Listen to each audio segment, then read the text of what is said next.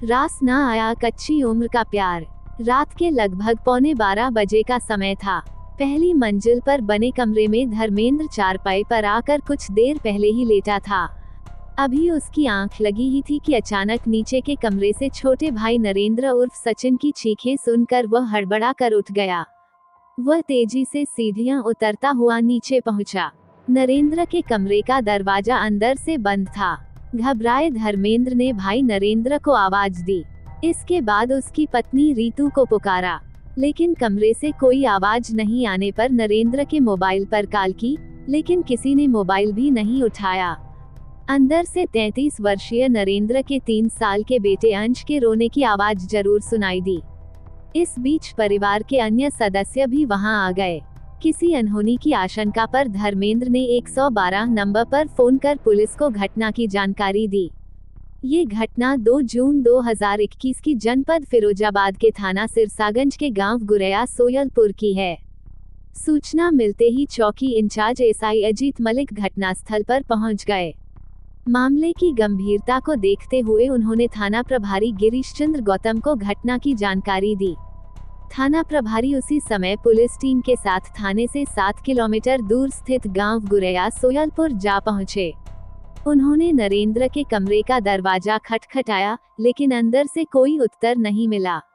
इस पर थाना प्रभारी ने कमरे की खिड़की के कांच से अंदर झांक कर देखा। कमरे में अंधेरा था, लेकिन टॉर्च की रोशनी डालने पर अंदर एक महिला दिखाई दी। तब सख्त लहजे में उससे गेट खोलने को कहा। गेट न खोलने पर दरवाजा तोड़ने की बात कही।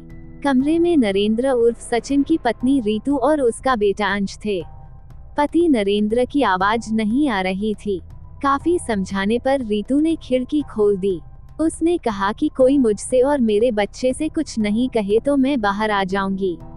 ये बात सुनकर पुलिस के साथ ही नरेंद्र के घर वालों को चिंता होने लगी कि नरेंद्र के साथ कुछ अनहोनी तो नहीं हो गई। शोर सुनकर रात में ही आसपास के लोग भी आ गए। रीतू को अपने बच्चे की चिंता सता रही थी। उसे डर था कि ससुराल के लोग उसका बच्चा ले लेंगे। इस पर थाना प्रभारी ने समझाते हुए कहा कि मैं तुम्हें यहाँ से बच्चे सहित सुरक्षित निकाल कर ले जाऊंगा, तुमसे कोई कुछ नहीं कहेगा। काफी देर समझाने बुझाने के बाद रीतू ने दरवाजा खोला और बच्चे को गोद में लिए हुए बाहर आई, लेकिन कमरे के बाहर ससुरालीजनों के साथ ही पड़ोसियों को देखकर दूसरे ही पल वह फिर से कमरे में चली गई। कहीं रीतू दोबारा कमरा अंदर से बंद न कर ले, इसके लिए अब पुलिस मुस्तैद हो गई थी। इस बीच एक ही नजर में मोबाइल की टॉर्च से थाना प्रभारी ने कमरे का नजारा देख लिया था। नरेंद्र घायल पड़ा दिखा तो उन्होंने घायल नरेंद्र को ले जाने के लिए गाड़ी मंगाने की बात कही। ये सुनकर परिवार में कोहराम मच गया। महिलाएं रोने चीखने लगीं। घटना से मोहल्ले के लोग हैरान हो गए। समझाने व सुरक्षा का आश्वासन देने पर रीतू बच्चे को लेकर कमरे से बाहर आ गई। इसके बाद पुलिस ने कमरे में प्रवेश किया। अंदर का मंजर देखते ही पुलिस और घर वालों की आंखें फटी की फटी रह गईं। पूरी चारपाई खून से सनी हुई थी। यहाँ तक कि चारपाई के नीचे भी खून दिखाई दे रहा था। कमरे के फर्श पर नरेंद्र बेहोशी की हालत में खून से लथपथ था। जल्द ही गाड़ी का इंतजाम कर घायल नरेंद्र को सीट पर लिटा दिया गया। उसका चेहरा बुरी तरह से घायल था। इसके अलावा पूरे शरीर पर चोट के निशान थे। नरेंद्र के साथ ही मासूम अंश के सिर से खून बह रहा था। गाड़ी में रीतू और अंश को भी बैठाकर पुलिस ले गई। कमरे में ही नुकीली लोहे की रॉड पड़ी थी। पुलिस ने रीतू को हिरासत में लेने के साथ ही लोहे की रॉड अपने कब्जे में ले ली। घटना की जानकारी होते ही सीओ देवेंद्र सिंह भी मौके पर पहुंच गए और घटनास्थल का निरीक्षण किया। वहीं फोरेंसिक टीम ने पहुंचकर घटनास्थल से सबूत जुटाए। पूछताछ में बड़े भाई धर्मेंद्र ने पुलिस को बताया कि रोजाना की तरह मां व पिताजी दूसरे घर में सोने चले गए, जबकि वह अपने परिवार के साथ इसी मकान की ऊपरी मंजिल पर चारपाई पर सो रहा था। रात लगभग 11:15 बजे भाई नरेंद्र की चीख सुनकर आंखें खुल गईं। वह नरेंद्र उर्फ सचिन के कमरे की ओर दौड़ा। देखा भाई नरेंद्र के 2 साले हृदय मोहन व सोलू तेजी से भागते हुए मकान के गेट से बाहर निकल गए। रीतू के हाथ में लोहे की रॉड थी। उसने मुझे देखते ही कमरा बंद कर लिया।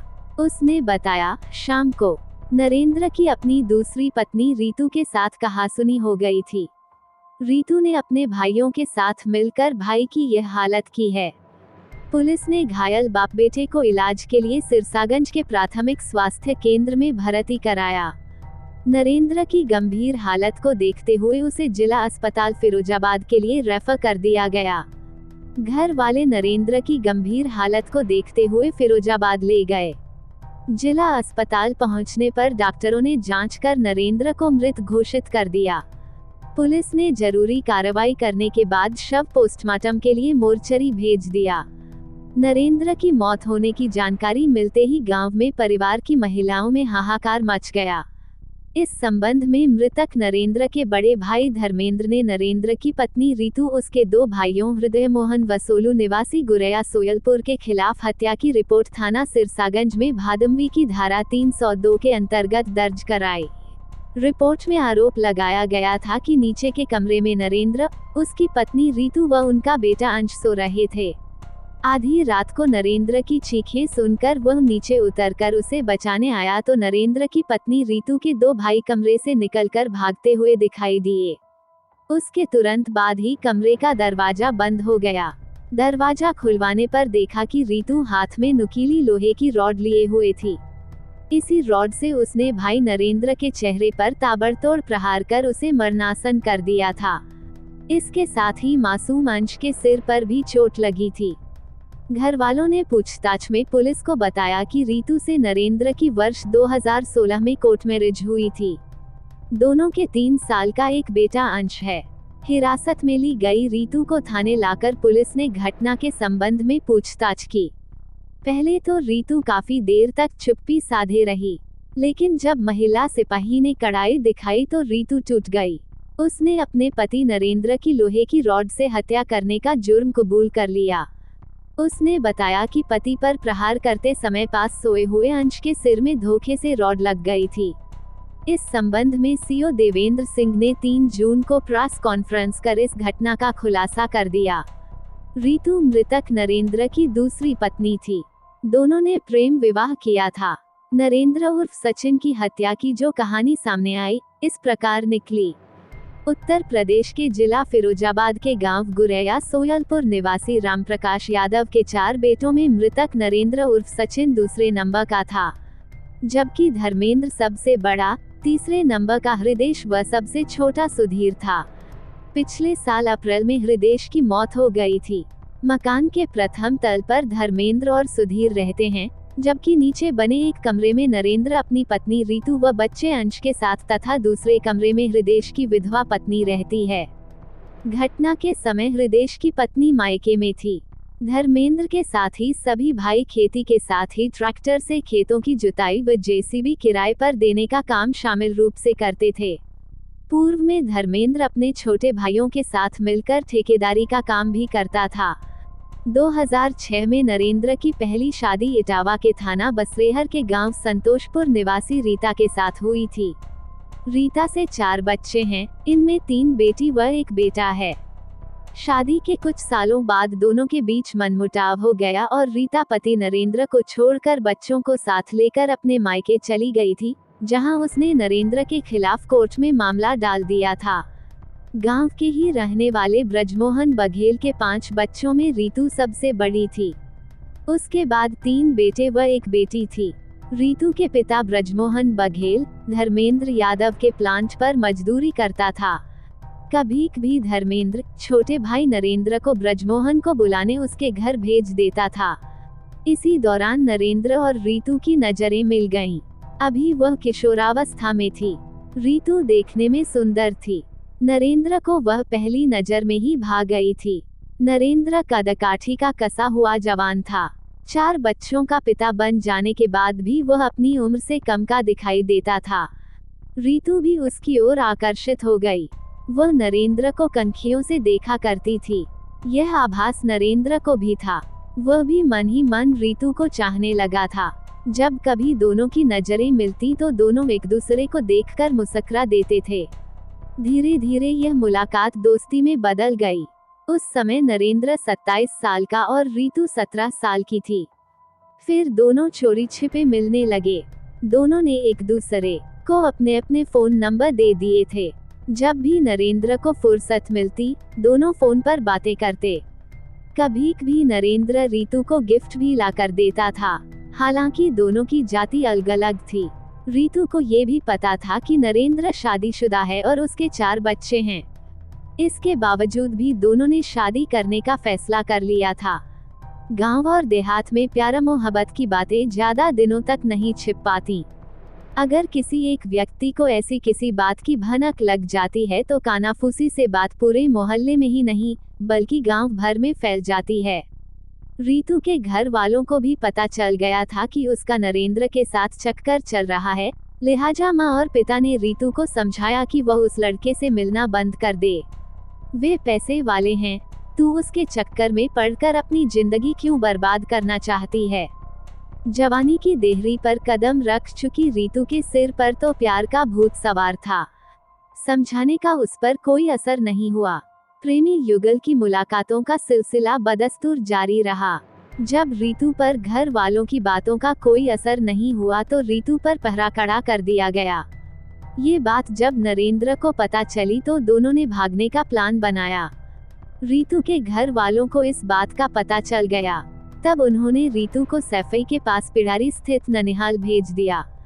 कहते हैं कि प्रेमी प्रेमिका बिना खाए तो रह सकते हैं, लेकिन बिना मिले नहीं रह सकते। हुआ भी यही। रीतू ने नरेंद्र को अपने मामा के घर पिड़ारी में होने की जानकारी दे दी। बिना पानी के जैसे मछली तड़पती है, उसी तरह तड़प रहे प्रेमी नरेंद्र को जब इस बात की जानकारी हुई तो वह मामा के यहाँ से चुपचाप रीतू को भगा ले गया। रीतू के नरेंद्र के साथ जाने की जानकारी जब पिता ब्रजमोहन को हुई, वह बदनामी से बचने के लिए अपनी गांव की 2 बीघा जमीन बेचकर गांव छोड़कर फिरोजाबाद परिवार सहित चला गया। उधर नरेंद्र ने रीतू के साथ कोर्ट मैरिज कर ली और कुछ समय बाद उसे लेकर अपने गांव आ गया। 2 जून 2021 को नरेंद्र अपनी पहली पत्नी रीता से मिलने इटावा गया था। शाम 7 बजे वह घर वापस आया। उसने अपने घर पर बताया कि वह 2-3 दिन में रीता और बच्चों को ले आएगा।